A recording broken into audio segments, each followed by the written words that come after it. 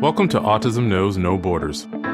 Discover what's possible when people impacted by autism inspire change and build community. Together with the Global Autism Project, here's your host, Rachel Harmon.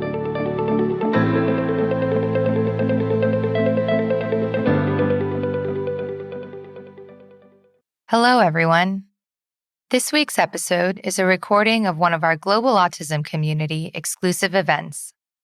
The topic of this roundtable discussion was autism representation in the media. Participating in this event were autism self-advocates Thomas Iland, Mary Johnston, Robert Schmus, Corben Havener, Andrew Arboe, and David Sharif, as well as community members Danielle Terrell, Ben Sharif, and Kia Burton. In today's conversation, we discuss movies, TV shows, and books with autistic characters, implied versus explicit portrayal of autism, teaching acceptance through storytelling, how the media can improve autistic representation, and autistic writers and actors. In this episode, discover what's possible when representation is nuanced. For a list of all the media described in this discussion, please visit our show notes at autismknowsnoborders.com. Roundtable discussions like the one you'll hear today are open exclusively for members of our online Global Autism Community. We select a different theme each month, and our moderators monitor posts daily to ensure that our online space remains safe and respectful. If you'd like to attend and participate in any of our future events, you can sign up today at community.globalautismproject.org. We appreciate your time. If you enjoy this podcast and you'd like to support our mission, please take just a few seconds to share it with one person who you think will find value in it too. You can also follow us on Instagram at Autism Podcast, subscribe to our YouTube channel, Global Autism Project, and join our online community at community.globalautismproject.org. And now I present you the Global Autism Community. All right, we have at least one new face, two new faces to the community. So let's go around and do some brief introductions. David, how about you go first? Sure thing. My name is David Sharif, magna cum laude graduate of Pace University with a BA in Poli-Sci Peace and Justice Studies, dedicated community moderator with the Global Autism Project, motivational speaker, and global citizen. All right. And Mary? I am Mary Johnston. I run a blog that I started in July of 2020 called Autistic Rainbow 15. And on there, I talk about my life on the autism spectrum, but also any issues that may come up in the community. Okay, and Tom? Hello, everyone. I'm Tom Iland. I'm in Santa Clarita, California, just north of Los Angeles, and I'm the owner of Come to Life Coaching, based on the title of my book, Come to Life, Your Guide to Self-Discovery. And my experience in media includes being on several game shows like Wheel of Fortune and The Price is Right. And I've also been on-set consultant for Atypical on Netflix and Ghost Whisperer on CBS. Very appropriate for today's conversation. Colleen? Hi, I'm Colleen. I am a special education teacher and now officially a Skill Corps alum. I just got back from Kenya not even a week ago. And I am just so excited to be back here at a round table.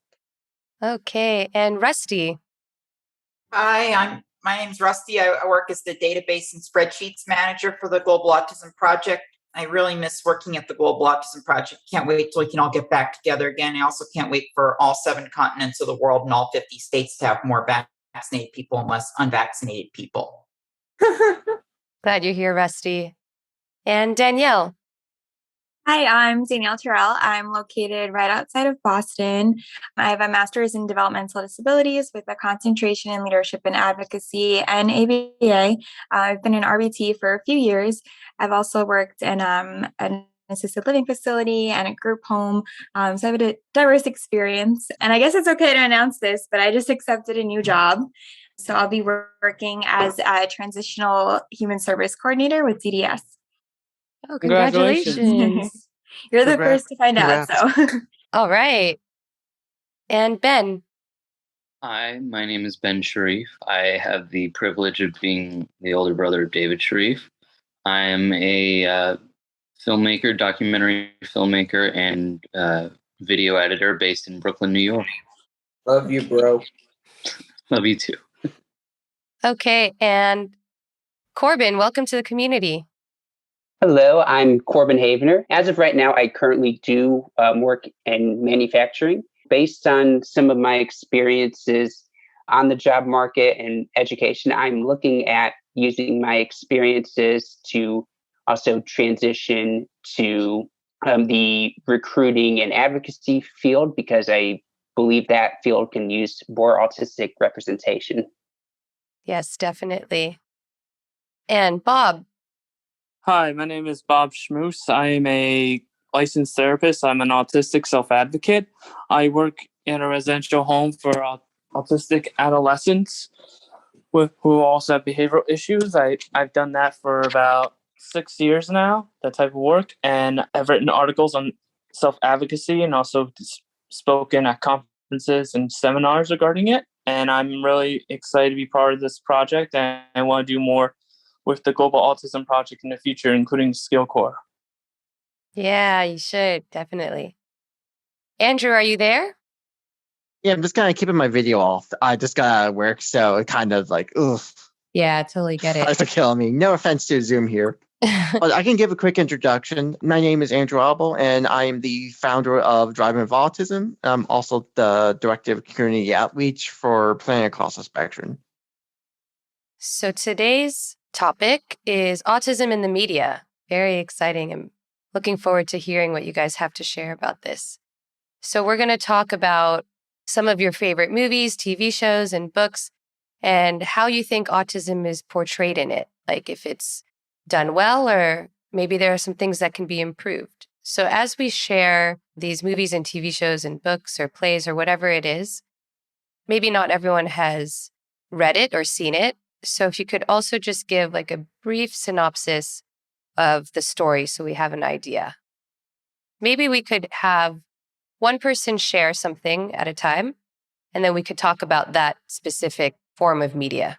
How does that sound? Okay. All right. Sounds like a plan. Who wants to go first? What stands out to you? Go ahead, Corben. Of course. To me, I think the biggest topic, say in any medium, is whether it's explicit or implied. So like implied would be like an autistic coded character.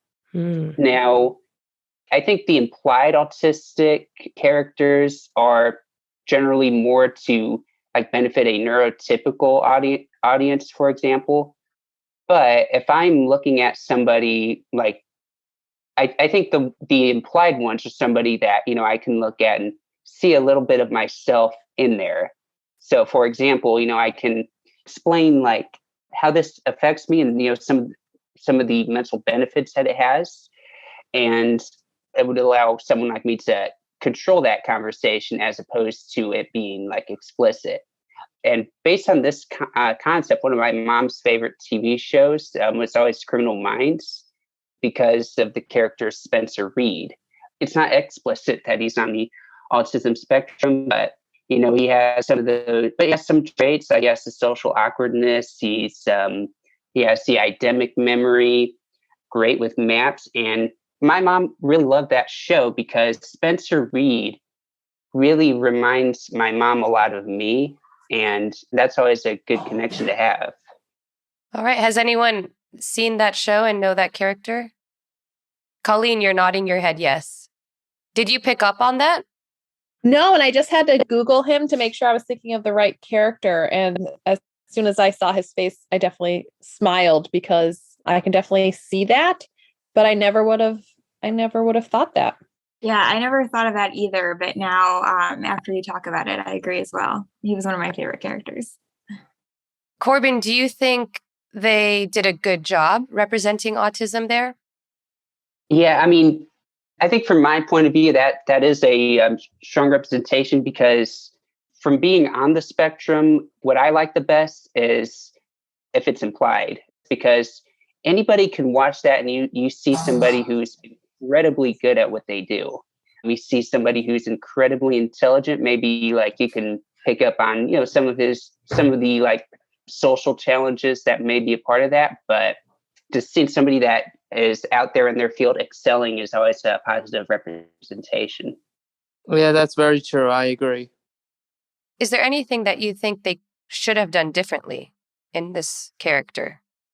Or asked in another way, is there anything that stood out to you that maybe didn't really match your relatedness to him?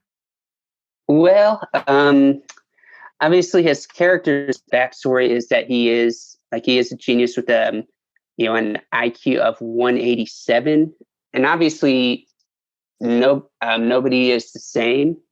So if we look at this, age 12, he graduated from high school at age 12, which obviously does come down to a stereotype that in some ways I think could be problematic, which would be the savant stereotype, where an autistic person's value can be tied explicitly to what amazing thing that they can do. And most people, especially neurotypical people, are not going to be held to that kind of standard. Where like we're only valuable if we could do something that's amazing, like curing some sort of disease or anything, when most people at large are never going to do that. Mm-hmm. Great point. Do you know if the actor is autistic? Yeah, that is a big topic. So the actor we have is, Matthew Gary Gubler. And it depends. It's a lot of it is, of course, can be self-identified. And I do have a list of autistic actors and writers as well. Okay. But for this one in particular, we're just not sure. Maybe not. Yeah, I'm not going to confidently say one way or the other. Okay. And we'll definitely come back to specific autistic actors later on in this conversation. So hold that thought. All right. Thanks, Corben. Does someone else want to share? Any character or movie or TV show? Yep, Colleen. So I didn't think of this one until I quickly had to search the one we were just talking about. But I think personally, my first realization of a character that had autism openly on a show was Parenthood, Max Braverman. And I was a big fan of that show. And I think there was 6 seasons.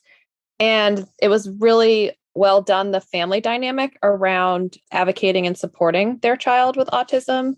And I also felt I saw the true spectrum, because sometimes I know we don't use the term high functioning anymore, but more like the level 1 autism is what is portrayed in the media. And Max definitely had some other areas that were displayed that I really appreciated for, the world to see. Like what? Could you be specific? A lot of meltdowns or sensory overload. Also, just the struggles of being accepted in the world and finding the right placement and the right, therapies and supports. It definitely showed it more as a struggle rather than just being like an expert or super smart. Definitely important to show all sides. It's a great family show too. It's called Parenthood. It has a lot of great actors and actresses in it. Even my dad watched it with me, which was really neat for him to sit and watch it and know my experience with autism as well. Do you know if this actor is autistic? I am pretty sure. I remember looking that up because I was very curious about how well it was done, but I can definitely confirm that. I'm just curious of what percent. I don't know what the stats are out there, but I have heard that it can be problematic when you're not giving the people who you're trying to advocate for a fair chance in the industry by not accommodating their needs or something getting lost in the audition process. So, yes. And now that I'm looking it up, that's also why his name in real life is Max. So that was a big part of it too. Is they kept the same name to honor, that identity and lack of confusion. Very cool. Yeah. All right. Thanks, Colleen. Someone else? I have a couple of things. I actually know a character. I'll go over 2. actually one or two during my childhood, also teen years. I saw two movies. My dad always talked about one of them. One of them was called Mercury Rising, and it was dated, incredibly dated. This was a premise. There was this family, this one kid. It was like pretty young kid, around ages 5 to 10. I honestly forgot. And somehow this kid broke a highway security code in this government thing. And some army guy, a couple people are trying to get him because he broke this government secret. And guess what? Autistic. Yeah, outdated. Like, it's outdated. And I was kind of cringing. Once I got more aware of autism, my dad always bring it up. And I'm like, just semi-cringing. I'm also as aware of Raymond, and we all know Raymond. We already know, so we don't have to go in many details about Raymond. If I did watch it, if you're honest with me, I just kind of don't care. I don't have a desire to rewatch it. It did its thing. I mean, introduced autism to a lot of people, but now I'm kind of like it's still there. So I'm kind of like whatever. But there is one portrayal of autism I kind of like. Have any of you seen something called The Bridge? Yes. I heard of it. Yeah. The show never actually goes over this, and I have to thank Angel Comer for introducing me to the show. It has a detective, Sonia Cross. I can also put the wiki page of the Bridge on there. The show never mentions it until I think it was season 2. But she has the show uses Asperger's, but again, people have their particular preferences towards language. I honestly don't care either way. Not too picky about language, but this show and the story writers confirmed that she has Asperger's, or you could say level 1 autism for those who are kind of picky there. And it kind of comes in the form of just not knowing how to read social situations. Like, she's a detective, and she does all these, for lack of a better word, detective stuff. Like, she's investigating a murder that happened. And it deals with both American and Mexico borders. Can be complicated, and definitely not for the faint of heart. Gets a little gruesome at parts because it deals with a murder case and semi-conspiracy, I believe. But the thing that the show does, again, it never mentions autism at all. She just talks about some difficulties from time to time, and the show shows, like, how in some of those shows, in those investigation shows, that they talk to anyone who was there. She has trouble with kind of doing those little, when you connect with people, and it comes off as that she's insensitive, except she's not trying to. Like, there's kind of like the balance. Like, when she does her thing, she does her thing. And when the challenges come up, it's noticeable. And she even mentions in the show that she does not know how to actually chat with people. Like, it kind of deals with her, and she also gets this new partner in the show that helps her in solving this case. It's really interesting. Still have to thank Angel Comer for introducing me. So that's something that might be worthwhile. For more of my preference, I like just nonfiction approaches. You get a lot less trouble, and you get kind of more of a balanced one. Like some of my favorite nonfiction autism materials. If I'm able to talk about it here, Life Animated is my main favorite. Absolutely amazing movie and book. So that's probably just me. I just prefer nonfiction more in general. And I kind of just find more power and kind of more worthwhile to kind of find just self-value just within myself when role models, but that's just me. But let me get all of you the pages, the websites. So post that in the chat. So Thank you, Andrew. I just want to take a moment to give Kia a chance to introduce herself. I think most people have met her, maybe except for Corben, and I know you guys have been interacting a lot in the community. Hey guys, so sorry I'm late. I've been having crazy issues with my Zoom account all day, but I think I'm okay now. But yes, I'm Kia. Like Rachel said, most of you guys do already know me. I'm one of our moderators here, and very excited about this particular topic. It's gotten a lot of engagement in the community. So just kind of wanted to say thank you to you guys too, just for the engagement this month. It's been really, really good. And I've been learning myself some things. I need to kind of check out some books and some movies. So thank you for sharing. And I look forward to, hearing some more in this roundtable. Great. Thanks, Kia. Okay. So continuing the conversation, I think Andrew, you touched on this, same as Corben, the idea of implicit autism and explicit. Does anyone have any strong views on either one? Like if they're going to show some autistic traits in the character, but not outwardly saying that the character is autistic. So it's not really part of the storyline, but they're just showing some characteristics. That would be like implicit versus like what Colleen's example with Parenthood, right? That character was openly autistic on the show. Well, I think that it really depends. Like, I feel sometimes they would need to have a variety of, like, you know, different autistic persons, you know, like this, not just like one, have it be stereotypical, but also like, because it's very diverse. I hope that makes sense what I'm saying. Mm-hmm. You want to see a range of characteristics to show the wide spectrum. Yeah, definitely. David, you had your hand up? I did. I was actually going to mention Life Animated after Andrew brought it up. And what he says is pretty profound and straightforward. And something that I would ask people is, have you ever witnessed a character in a film doing movie dialogue or movie quoting as a conversation, with Owen Suskind applying Disney animated films, which always kept him calm the whole time? His father, Ron, says, if you say a quote to him from any Disney film, he will toss up the next line. And that's what makes communication with him a lot easier. That is finding out one of his special interests and what he is using to interpret the real world that we live in.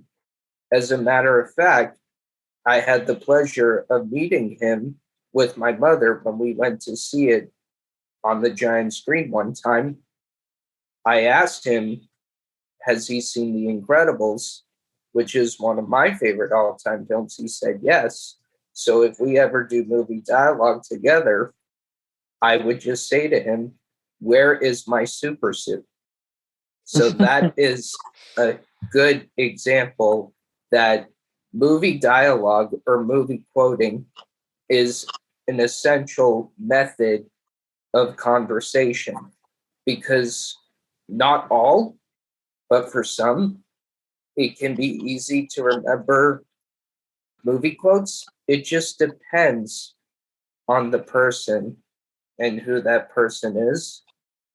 And I have no doubt that Owen Suskind would still be working at the Regal Cinema, tearing up tickets, and then hopefully grabbing a bag of popcorn and seeing the movie inside one of the theaters itself. Interesting. Go ahead, Mary. For me personally, I do like seeing characters show kind of ADHD, autistic traits, even when it's not stated. I don't know if anyone's seen the show Big City Greens from Disney Channel, but the character Cricket, I think, is very ADHD coded. He's about 8 to 10, but he's very hyperactive. He's very spontaneous, very impulsive. And when I mentioned to people like, oh, I think he might have ADHD, people say like, oh, no, he's just a kid. But I think there's differences between like normal 8-year-old behavior and kind of ADHD behavior as a kid, because kids with ADHD definitely are more hyperactive. And also, if you watch closely, you'll notice that he kind of like just bursts into the room and he kind of just says what he's thinking without really kind of thinking about it. He'll be like, oh, I have a dog named Phoenix, when they were talking about something else. And he kind of just cycles through the facts that he already knows instead of trying to learn new things and kind of contribute to conversation. So I liked seeing that. And I said, oh, I kind of relate to Cricket a little bit. I think he might have ADHD. I love that you brought that up, and I put it in the chat too. I love big city greens, but it's funny that you have that perspective because I have the same one, and my niece likes the show too. She knows that I work with individuals that have autism. She was like, Cricket is really different for me. Like, he says what he wants to say, or he has a hard time with conversations, and he stays, like you said, on his topics a lot. But then she was like, but I really like learning about him or watching him. But I completely agree. I think the same thing as you. I was like, yes, he's a kid, but it's a bit different. And for a kid to also notice that, I'm like, I think that's a pretty fair statement. Yeah, that's interesting. Yeah. Children pick up things faster than adults. I'm just curious. I haven't seen this show, Mary, but how do the other characters respond to Cricket? Most of the time, they get kind of annoyed and frustrated with him. They're like, Cricket, don't go stomp in the mud. Cricket, don't just shout everything or make all these spontaneous messes. Leave your sister alone. Stop dragging her into trouble. So they get frustrated. But there are also times where he does kind of relax and do the right thing. And they're like, oh, you're such a smart kid. You're a good kid. You do that well. And he does things, but he kind of does them in his own way. And that's something that I noticed through watching the show. Yeah, that's interesting. I just also see that as maybe an opportunity to teach acceptance from the adult characters on that show, or maybe his peers. It's a good teaching opportunity rather than kind of reprimanding always. And that's something that I saw. I'm surprised nobody's mentioned Atypical or The Good Doctor yet, or maybe that's just something I've taken up. But in those shows, the main characters are on the autism spectrum, and the people around him know it. And it will sometimes get brought up in certain social or professional situations. Now, the actors playing the main characters do not have autism themselves, but in my opinion, they portray it pretty well. And it covers a lot of the idea that it doesn't just impact the person on the spectrum, it also impacts their family, their coworkers, other people in their lives, and what kind of impact that can have on them. So, for example, Atypical, Sam, the main character, has a sister, Casey, and an overbearing mother and a father who's a paramedic, and they have their own situations and their own lives going on, but they have a good relationship with Sam. And then Dr. Sean Murphy and The Good Doctor, he sometimes has difficulties around the office with his bedside manner and other situations. But when he goes home, he has, now, spoiler alert, he has a fiance and is relating to her, and they're starting a life together. So it shows that people on the spectrum can and do lead gainful, independent, productive lives. Even though they might struggle at times, they're still going places and doing things with themselves. I saw at least a clip from Atypical in the community. One thing that I appreciate is the coworker, he didn't seem to care. In fact, he seemed enthusiastic to sort of teach him how to live, help him out with the social stuff and everything. And also I remember responding to that. I don't really have a lot of tough sensory issues myself, unless I'm in a situation where a lot of stress is coming down on me, because I worked at Hertz for 1 year and 4 months, and rental cars can be stressful. I don't know if we have time to go into my whole story about the keys getting locked in the safe because the battery died at that time, but I got through it alive at least. But when you're in that situation, the phone rings, it's just another noise, and you just want it to end. Well, before I get into my thoughts about Atypical, I would like to mention the fact that 2 of my friends from high school are in Atypical. Really? Yeah. The one who plays Jesper, Dominique Brown, went to school with me, and Spencer Hart, I can't remember who she plays in the show or what the character is. She went to school with me as well. So moving forward with that, what makes Atypical so great is group sessions. And those are the scenes where you will actually see my friends in Atypical and how they gather within the conversations. But now I want to get into Sam, where, as you know, Sam likes to discuss penguins in Antarctica. So if he's like ever in a party, he would just create his own igloo that he could sit in privately. And that's another trait that he has for himself. And his family knows what his interests are. But then, besides that, his relationship with his sister can go on and off. And then having trouble supporting her with racetrack. But the important thing is his friendship with Zahir can go back and forth saying, I am done with this job. I got fired for some reason because of this, working in a technology store. That's also learning to build a friendship with somebody else. And to conclude my thoughts on Atypical, if I do find a scene where my high school friends are portrayed in the show, I will make sure to find a way to share it. Yeah, I'd like to see that. Thank you so much for that. Mm-hmm.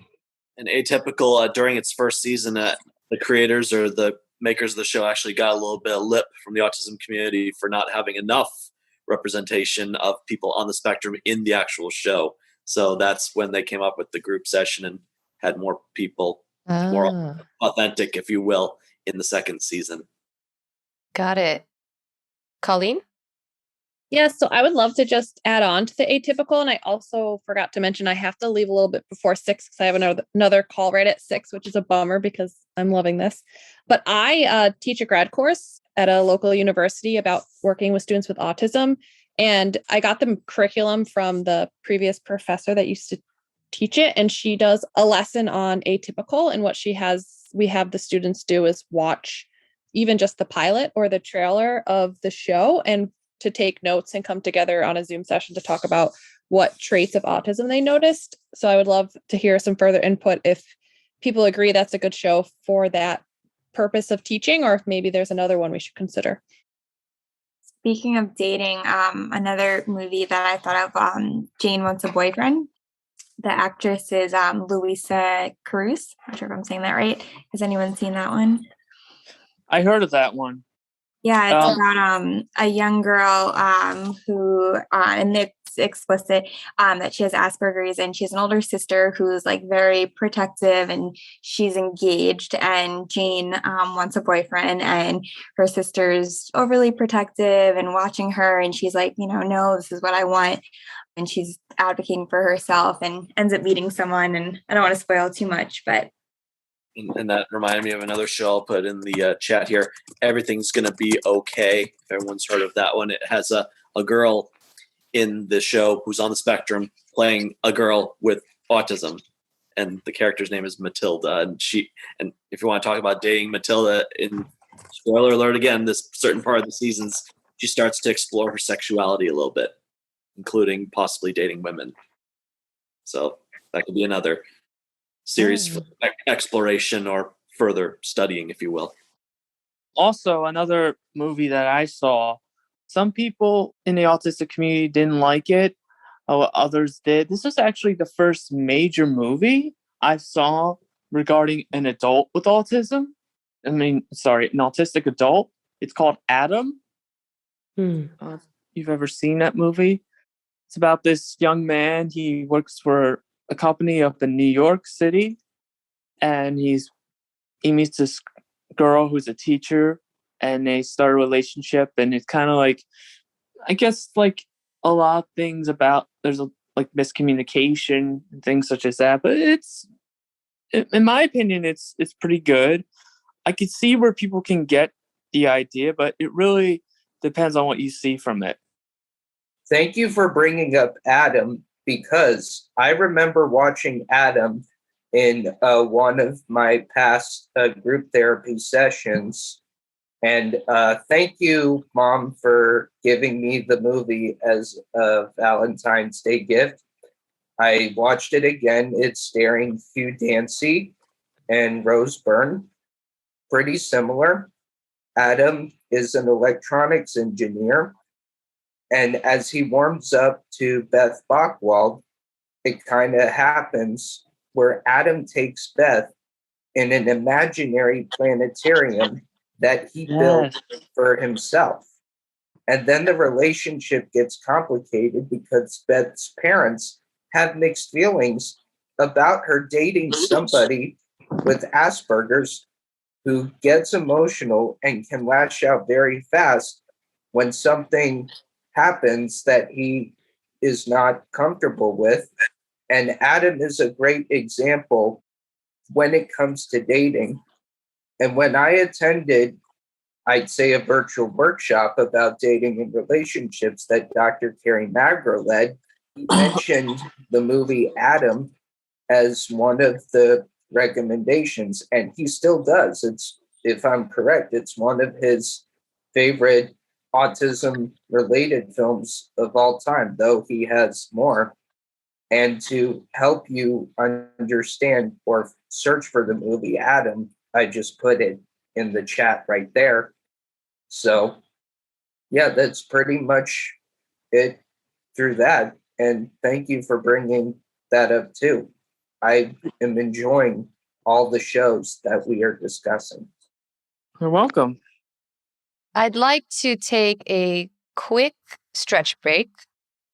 We're at just a little bit over halfway right now, and I forgot to do this last time, and I ended up having a sore back, so I think other people might appreciate it too. So let's take a quick 2 minutes, stretch, get some water, do what you need to do, and we'll be right back. Welcome back, everyone. Tom, you put in a couple more movies in the chat. You want to speak about those? I can. So the first one I put in is Please Stand By, if anybody's ever heard of this movie. It's with the guy Steve Bob has. I've wanted to see that. I've wanted to see that.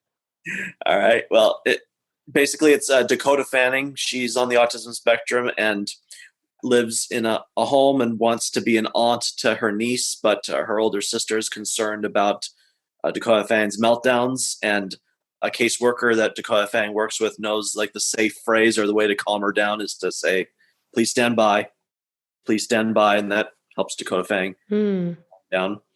And then I recently saw a clip, and I ended up seeing the full movie Music with Kate Hudson, where Kate Hudson is the older sister of a girl with severe autism.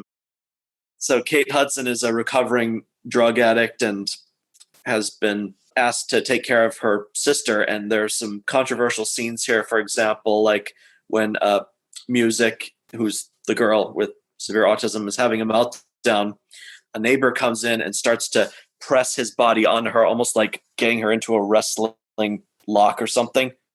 And I think that can be triggering for some people, but that's not, in my opinion at least, the best way to handle a meltdown. Yeah. But that information was conveyed in particular. And the one thing that I do want to bring up with music, and this brought up the social media aspect of it.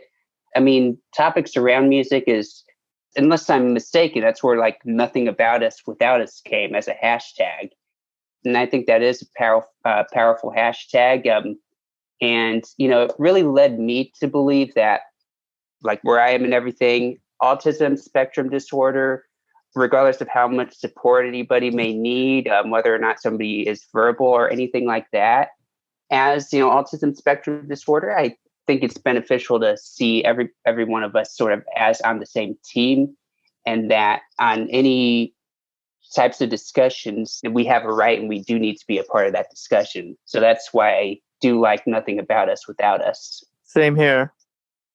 Another issue that I have with it personally is they also use a lot of like very bright kind of out there colors and kind of like these flashy dance scenes. And it's kind of almost like a backhand thing, because a lot of autistics get overwhelmed by bright lights and kind of over the top flashy colors. Yet that was kind of their main move with the movie, which just kind of feels off-putting in a way. Mm. Yeah, and Andrew, you put in the chat that one got out of hand so badly. The community acted so bad with that one. Could you elaborate on that? People can still hear me, right? Yes. Yeah. I'm multitasking big time listening to this, so writing in a comments proposal at the same time. Yeah, just a lot of I've been to a lot of the autism community circles, and they reacted really bad, especially near the end, where then the person that ran it admitted we had a lot of mental health issues beforehand. At the same time, I've heard that she also used that some other time, and other people reacted bad, but I don't know for any reason, but if that were to happen, I guess the person was having a lot of really, I think, dark farts without me trying to use the right language for this sort of thing. I just felt the community went way too overboard. I guess I was saying before, I remember it'd probably be a little bit biased that I don't really look at fictional portrayals. So that's probably that acting through. But yeah, just kind of felt the community either kind of be able to kind of let go and go do something else. Yeah, it just got really nasty. I've seen some of the nastiness a year ago. And I was like, the many things people could do. That was one of them. I just was kind of disgusted out and kind of lost my interest in the movie. I just hope things are going well with the person. Yeah. It sounded like they had some decent intentions. There's one of those that just got super out of hand. Are you talking about Sia? Yeah, Sia. Okay, got it. I wasn't sure of her actual name, but it's been a while. Okay. I think one of the other controversies around this one is that actress who played music was replaced. It was originally supposed to be an autistic person, right? And then they changed it to a neurotypical. Yeah. But also add to that, and this is probably, again, personal, and again, I stand out a lot. I don't mind non-actors playing autistics. It just depends on the execution. Mm-hmm. That's kind of why I really like it. And Guess in the Bridge, I don't think the person who played Sonia Cross is autistic. I briefly checked. I don't think. Okay. I think Tom's aware. I think Tom may be aware of the show, I think. Correct me if I'm wrong. I don't think the actor that played that character was autistic. Maddie Ziegler is the actress, and I don't believe she's on the autism spectrum. Yeah, Sonia Cross, right? Yeah, so I guess the reason I don't mind is that if the portrayal lets him kind of explore the character and gets him interested in autism, I guess I'm kind of thinking of it as a ally approach. If they get interested in that and just kind of get interested in doing more autism stuff afterwards, I'm personally fine with that. I guess more empathy if I were to go that angle. Yeah, great perspective. Same time, having actual people there is also good. So I guess I don't mind. I have no issue with that. I think at the bottom to it, I guess looking at it as someone that's sitting in the theater room or bedroom, just because things are kind of weird. Pandemic ? Is kind of a thing, kind of not. I just want a good story. I just want an interesting story. I just want a character. I just want an interesting character, regardless if they have all these little checkboxes clicked in. If they're this or that, or their race is that. I just want a good story, honestly. I know of another good story, and I actually wrote a blog about this, given my background as a CPA. Anybody seen The Accountant with Ben Affleck? He was basically an accountant for mobsters and black market criminals, but he was on the autism spectrum and was able to write out charts of accounts and had information memorized and executed himself really well as a professional mobster, so to speak. But he also had weapons training, having been brought up in a military family. So while that brought out the savantness, if you will, of people on the autism spectrum and working well with numbers, it also suggested the possibility that they could be trained killers too if you put them in the right environment. So that was the little caveat that came with that movie, The Accountant. Interesting. So Tom, I'd love to hear some of your experiences as a consultant on set. What was that like? So one of the most recent ones was Atypical, where there was an episode where Sam had an encounter with a police officer. He was walking down the street in a hoodie. He was a suspected criminal, and an officer comes up next to him, starts asking him to do things, and Sam's basically reciting the species of penguins in order to calm himself. But that led to another episode of Sam's parents wanting to train police on autism in that series. So the show's creators brought me and my mother in because we train police officers about autism. So we had lunch and they picked our brains a little bit, got some ideas, and we got to tour the set too. So I went into Techtropolis and saw like the rooms and the sets where they film the show down in Los Angeles. So that was a pretty cool experience. And in 2005, on the set of Ghost Whisperer with Jennifer Love Hewitt, there was an episode where she could see a ghost who was on the autism spectrum, and she went to a group home to find out more about what autism is. And I'm in there in a little game room playing on a computer. You can see me on that. And I got to meet Jennifer. She was really sweet, got a nice picture with her. And if any of you want to look for that episode of Ghost Whisperer, the title is The Ghost Within. I think it's season 2, episode 4 or 5. So you could watch the episode titled The Ghost Within, Ghost Whisperer, and you'll see me in a green shirt playing on a computer. That's awesome. Very cool. Well, what do you guys think is missing in representation? What would you like to see more of? For me personally, I'd like to see more like realistic representation because, in my opinion, I feel like they either do like the kind of savant, high functioning, like math genius Sheldon Cooper type, or they do like the non-speaking, can't do anything for themselves. Like, I feel like there's not really a lot of kind of fluid within like the traits. Like with Everything's Gonna Be Okay, I liked that with Matilda and Drea, they showed more than just like the autism traits. Like they kind of gave them like a personality. So Matilda could struggle with sensory issues, but she was also very gifted with music and playing instruments, and she did well in school, and she had friendships and relationships outside of that. And then Drea had the service dog, but she was also kind of trying to finish high school and kind of figure out life. So I enjoyed seeing that instead of kind of the stereotypical side of autism shown in media. And that was from the series Everything's Gonna Be Okay. Yeah. Just so people knew who was who. Everything's Gonna Be Okay. That was the series, yeah. I will say that I think the portrayal or the attempts to portray people on the spectrum is there, but it may not necessarily be them telling the story. Like I think I saw in the chat here, As We See It, that Amazon Prime series. I haven't seen it, but I recently read a review about it that it's caregivers attempting to tell the stories of people on the spectrum, but they're telling it in a way that's not so optimal, if that makes sense.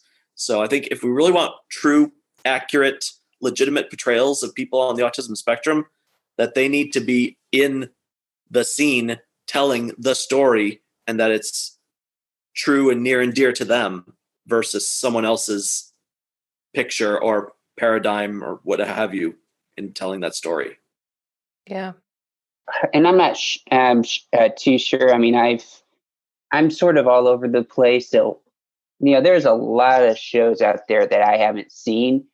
Is anybody aware of something like, even something like a family sitcom or anything where like either the parents might be on the spectrum, and they're successfully having their like career, or like they successfully met their wife and they're successfully raising a family? Because that's sort of an interesting aspect that I think that I can't personally think of. And I know it exists, well, at least a lot of places in real life. Anybody know anything? So if I'm understanding your question correctly, it's you want to see families or people with autism like getting married, having families, having lives, and that be documented or shown on TV, something like that? Yeah, so like, for example, I think it is like widely misunderstood. Like I think autism is so widely understood as something children have, and people oftentimes forget, hey, you have it your whole life. So like, I can't think of a situation where like maybe a parent in a family is like raising a family in kind of like a sitcom situation, and how that might apply. Okay, makes sense. I think that's a really interesting concept. I'd watch that show. Yeah, the same here. Personally, I think that I agree with what everybody's saying, that and ultimately there's a lack, or there needs to be more diversity in the autistic characters and the stories that are presented. And I think that it's always better if these characters are nuanced, whereas if autism isn't the sole aspect of their identity that the show focuses on, where it's intrinsic to their being, but it's not the entirety of their being. And those the characters that are more developed feel more authentic generally. Going back to the show that Tom brought up, As We See It, which I watched recently, I commended for hiring autistic actors in the three main roles, and also attempting to center a character who is a female Asian autistic, which is not commonly seen. It's not seen much in media of autistic women. Absolutely. And while I think the show does have its flaws, I was grateful that a character like that exists in a widely seen venue like Amazon, right? And there's obviously more work to be done, particularly with autistic people of color and autistic women. Yeah, great points, Ben. Thank you. I definitely agree with what Ben said. I think in media, a lot of people want to focus on white autistic men, and there's not really a focus on women, especially autistic people of color, which definitely need to see their own selves represented in media, because everyone deserves to have fair representation that's not like awkward or like nitpicky at kind of the bad side of them. So that was the first thing that I noticed, and I was really happy to see that too, because I think that we really need to give autistic people of color more representation in shows. Yes, definitely. All right, let's talk about some of your favorite autistic actors. I think this is a good segue. This is actually our subtopic for this next upcoming week in the community. We'll be highlighting some of your favorites. So does anyone have any they'd like to share? Of course, this one also applies to being a writer as well, but Dan Aykroyd, we can mention Dan Aykroyd from, of course, the Blues Brothers, Saturday Night Live, which was a recurring Saturday Night Live sketch that turned into quite an interesting, pretty comedic movie featuring a lot of great Motown acts as well. That was interesting, but he also acted and wrote Ghostbusters, based on his intense interest in, of course, ghosts and law enforcement. Anthony Hopkins recently revealed he's on the autism spectrum, and he has such a wide range and resume of roles that he's played over the years and continues to take people's breath away. And I don't think I'll ever get the whole Hannibal Lecter voice out of my head after he played it so brilliantly, and he earned his Oscar for that. Mm-hmm. I would like to mention my friend Dominique Brown, who has been in shows already and has a bright future of being in additional TV shows, whether it's a TV show series on Netflix. But I know for a fact that he's going to be portrayed in a movie, and that he will further his career in music writing. And he already has a music album, which is starting to become popular. And along with my friend Spencer, who has sung the national anthem multiple times, and despite the sensitivities in loud music, she knows how to, if I'm correct, I didn't mean to speak out for her, but she knows how to get through the stress of loudness. And I've seen her perform in many shows that I can remember. And both of those people are meant to be future actors and actresses, and they have made great progress in their baby footsteps. That's wonderful. Mm-hmm. I was just scrolling through a list and I saw Jerry Seinfeld. I'm like, wow, that makes perfect sense. Is he openly autistic? Or is that just a speculation? Speculation.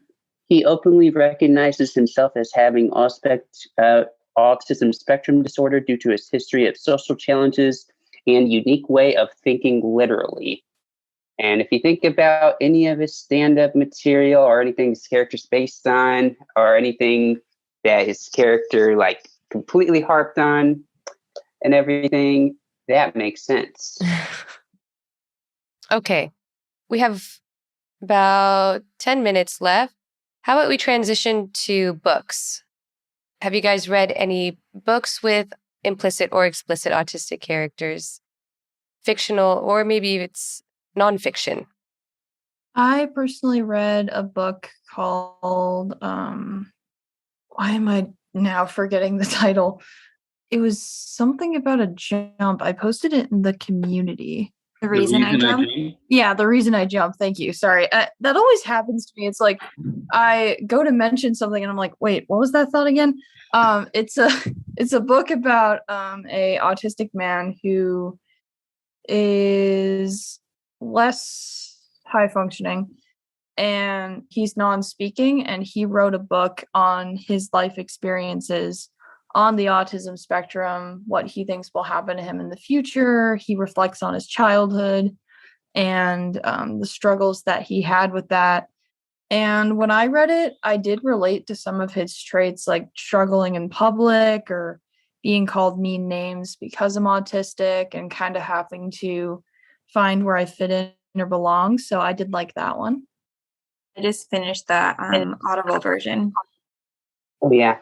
And then something just sort of came into my mind because I remember another autistic creator, Paige Lael, actually provided the audio reading of this, but it's a book called American Girl by Wendy Walker.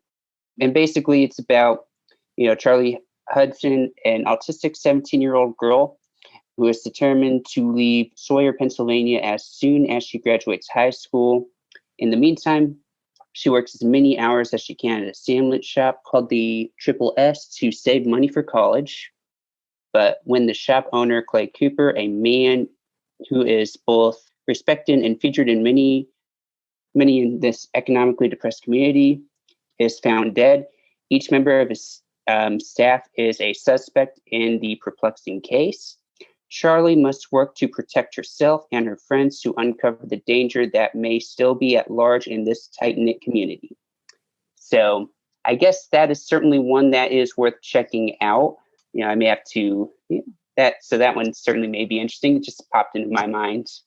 Have you read it? Or it's on your list?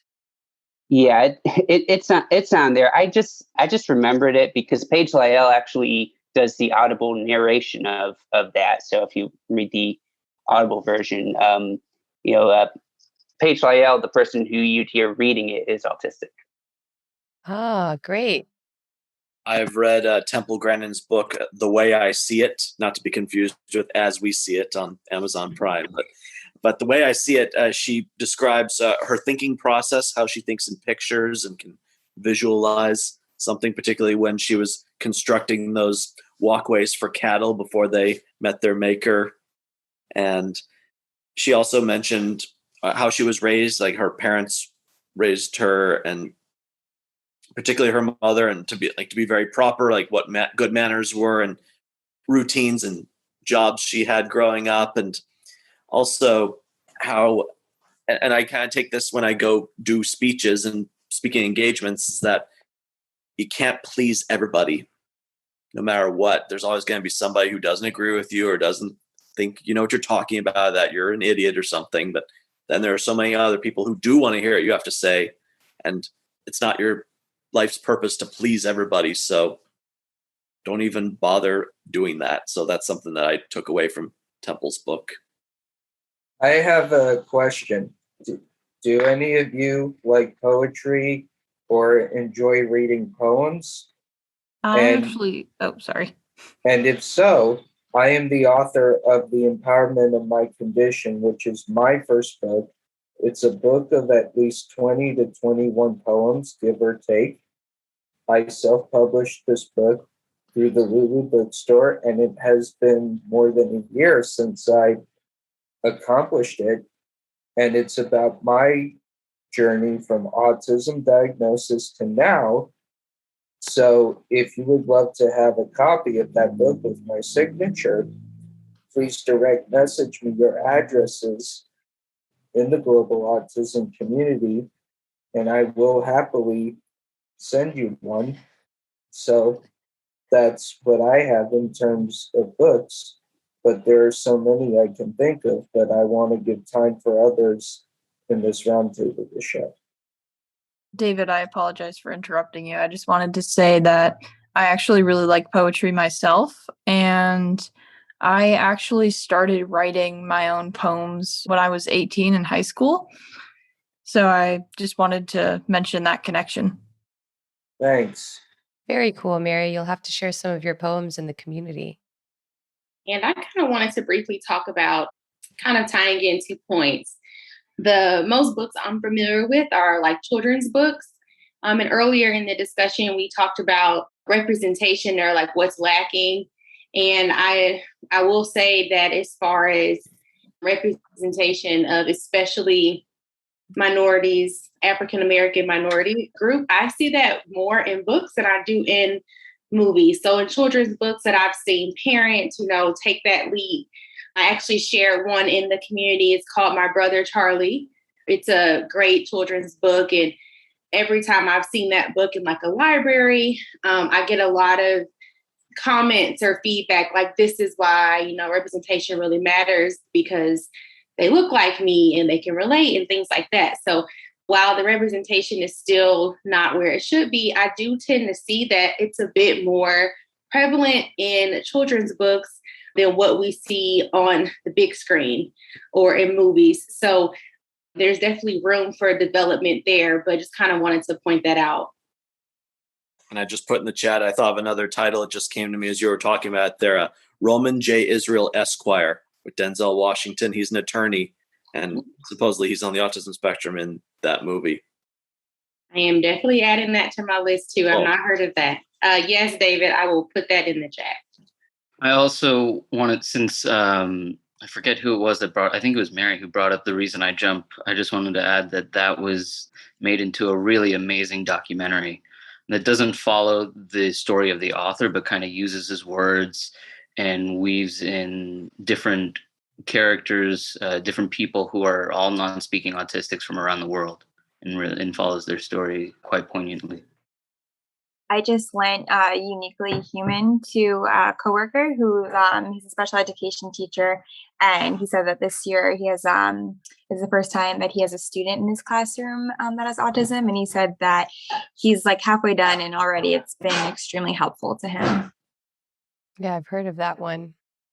I also loved that podcast, particularly a couple of weeks ago about echolalia, because I think for one thing, when you have maybe a deficit with nonverbal cues like eye contact or anything, utilizing it can help you confirm that you're listening or understand what somebody else said. So it's a great communication tool if you're on the spectrum, actually. So another book that I just finished is Centered. If any of you follow basketball, the book Centered exactly relates to sports. Anthony Yanni, the author, and the first autistic athlete to play D3 basketball, where he played at Michigan State. He is very close friends with Golden State Warriors superstar Draymond Green, and his relationships with the best athletes in the world are undeniably outstanding. So if you like to follow basketball or any sports, Centered is definitely one of them. All right, guys, we are coming to an end here. So thank you, everyone, for all of your input today. We'll see you guys in the community. Perfect. Bye. Bye. Bye. Thanks for tuning in to Autism Knows No Borders. An accurate media representation of autism is important for both autistic and non-autistic people. For autistics, it can be comforting to see yourself portrayed in books or on screen. It's a reminder that you're not alone and that there are people going through experiences similar to yours. For neurotypicals, seeing a wider range of autistic characters can help you develop a more nuanced view of autism. A better understanding of autism by society at large would make it easier for autistic people to live authentic lives. Are you a self-advocate wanting to connect with other autistic people? Or are you a family member hoping to support and empower your loved one? Are you a professional seeking to hear directly from autistic voices and improve your practice? Whatever your role related to autism is, you can join our online Global Autism Community to collaborate with people all over the world. Sign up today at community.globalautismproject.org. Let's work together to transform how the world relates to autism. Thanks for listening. Take care. Tune in each week for engaging conversations of how people across the globe are inspiring change and building community. You've been listening to Autism Knows No Borders, brought to you by the Global Autism Project. You can find Rachel's notes for this episode and learn more about today's guests at autismknowsnoborders.com. If you enjoyed this episode, please kindly rate the show and leave a review. By doing so, you'll be helping us increase awareness and acceptance of autism around the world.